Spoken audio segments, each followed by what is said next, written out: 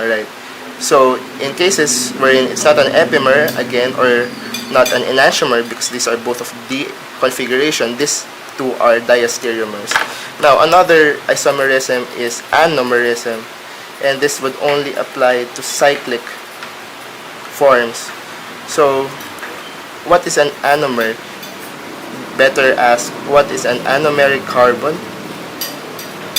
An anomeric carbon can be of two definitions.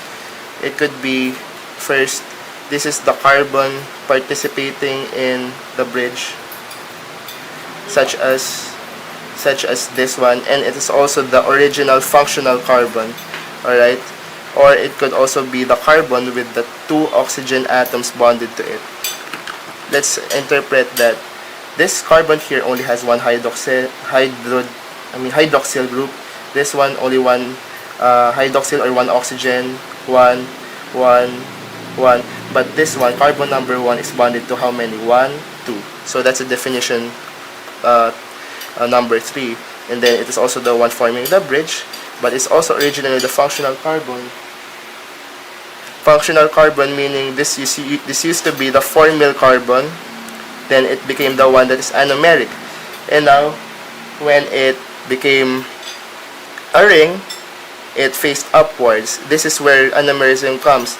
If the oxygen faces upward, you give it the beta form, but in cases wherein the carbon number 1 faces downward, the oxygen in carbon 1 faces downward, this becomes the alpha. So that's it for anomerism. So in this case, this is the beta anomer form of the ring form of glucose. Alright? Another thing I would like to mention is that if the ring formed comprises of 6 members, you would say that this is a pyranose, because it came from the root word pyran. This is the structure of pyran.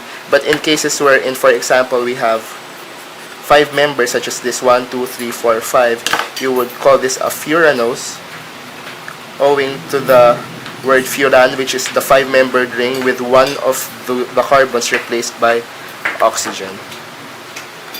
So that's it for the structures and properties of carbohydrates with regards to their structure.